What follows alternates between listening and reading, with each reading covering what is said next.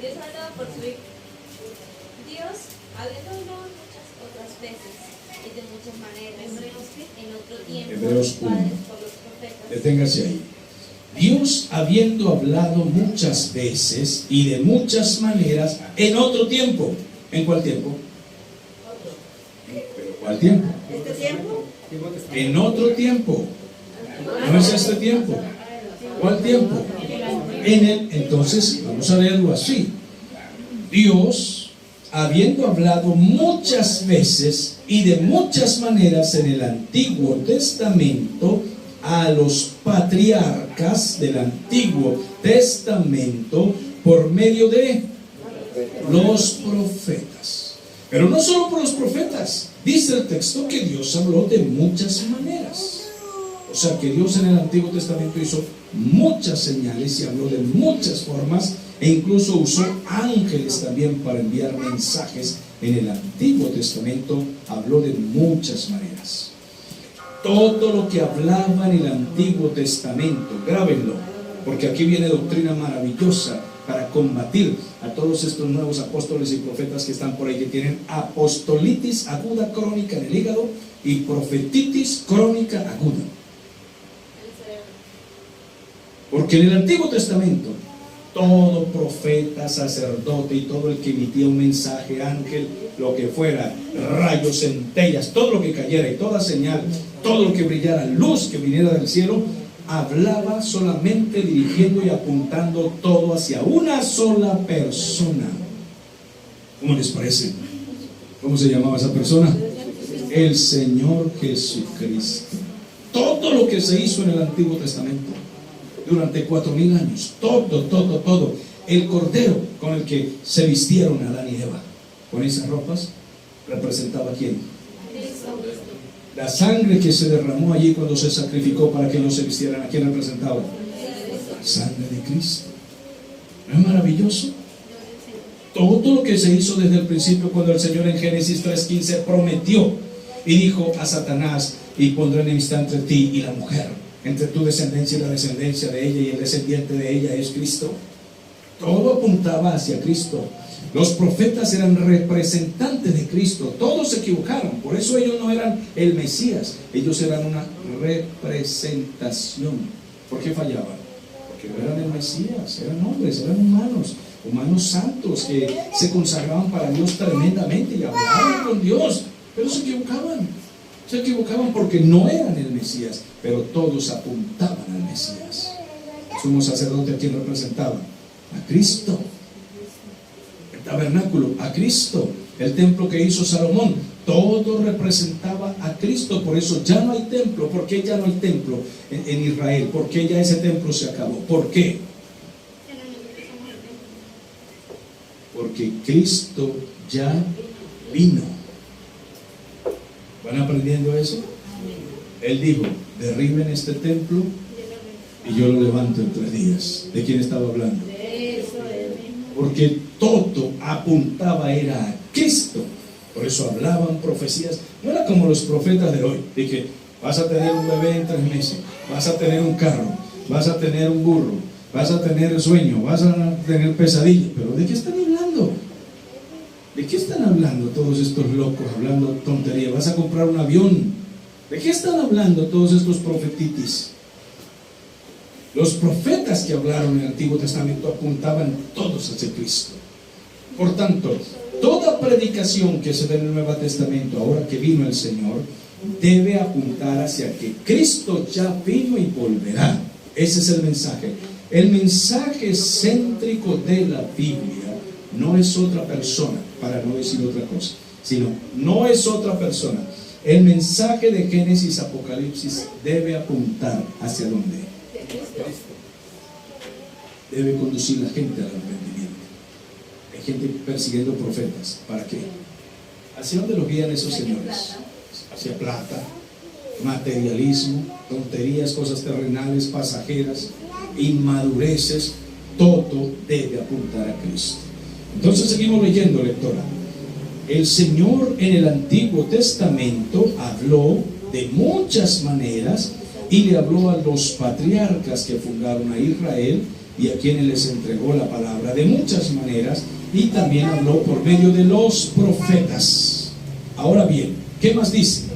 En estos postreros días nos ha hablado por el Hijo. ¿Se da cuenta? En el Antiguo Testamento habló de muchas maneras y por medio de los profetas hizo muchas señales y todo apuntaba hacia Cristo. Pero ¿qué les parece? Cristo ya vino.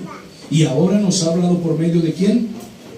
De Cristo mismo, del Hijo mismo. Él vino en persona. ¿A quién qué? A quien constituyó heredero ¿Lo constituyó heredero de qué? De todo. ¿Y por quién hizo el universo? Siga. el cual siendo el resplandor. ¿Se da cuenta que Cristo es el resplandor de su gloria?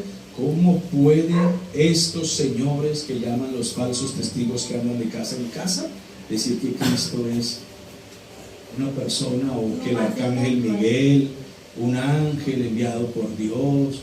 No, mis amados, el Hijo de Dios es el resplandor de la gloria de Dios. Muéstranos al Padre. ¿Quién dijo eso? Felipe. Felipe le dijo a Cristo: muéstranos al Padre. ¿Y qué respondió el Señor Jesús? El que me ha visto a mí ya.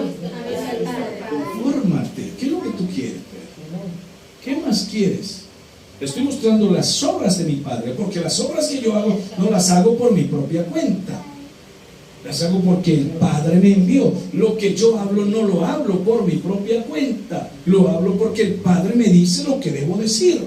Todo. Yo hablo lo que Él dice porque Él está en mí y yo estoy en Él. Es más, mire, muchachos, le digo a los apóstoles: cuando yo me vaya, ustedes no van a quedar huérfanos, porque le vamos a mandar el Consolador que está con nosotros, el Espíritu Santo de Dios, que conoce todos los misterios de Dios.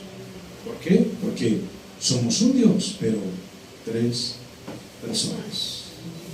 Y viene el Espíritu Santo cuando yo me vaya. Y Cristo se sentó a la diestra del Padre y envió.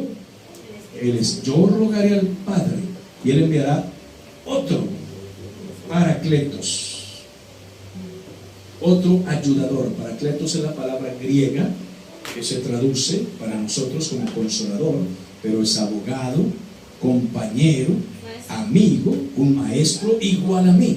O sea, ustedes no van a tener uno menor. El Espíritu Santo es igual a mí.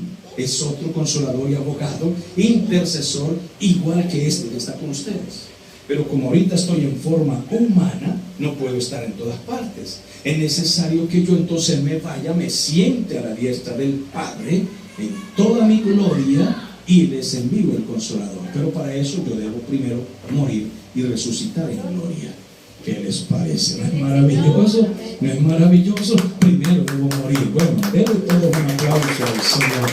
¿Qué les parece?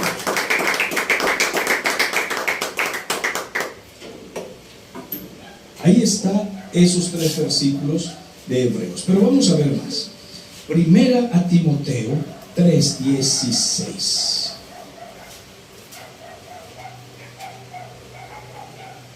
Lea, lectora. Primera Timoteo 3:16. Sí. E indiscutiblemente grande es el ministerio de la piedad. Dios fue manifestado en carne, justificado en el Espíritu, visto de los ángeles, predicado a los gentiles, creído en el mundo y recibido arriba en gloria. Disculpen, es que me perdí. Señora, ahora sí, vuelva a leerlo, por favor, estaba aquí perdido. E indiscutiblemente Muy bien. grande es el misterio de la piedad. Dios fue manifestado en carne, justificado en el Espíritu, visto de los ángeles, predicado a los gentiles, creído en el mundo y recibido arriba en gloria. Dice 7 cosas y una más, que serían 8, por decirlo de alguna manera. Primero dice que indiscutiblemente. Yo estuve buscando el original griego allí, que el Nuevo Testamento, para ver qué es esto de indiscutiblemente. Y el original quiere decir que muchos somos los testigos de que no hay ni confusión ni forma de refutar esa palabra. Ese es el original. No hay discusión. No hay forma de refutarla porque muchos somos testigos, teólogos, eruditos, estudiosos de la palabra, que decimos que no hay discusión. No hay discusión en que el misterio de la piedad es demasiado grande. Entonces dice el apóstol, es grande porque podemos decirlo, aunque no podemos explicarlo. Él lo está diciendo, pero es demasiado profundo. Porque dice, primero, Dios fue manifestado en carne. ¿Cómo así? Vino Dios y se manifestó en carne, dicen los judíos. Sí, claro que sí. ¿Y entonces quién quedó en el trono? El Padre. ¿El Padre? ¿Y quién estaba aquí? El Hijo.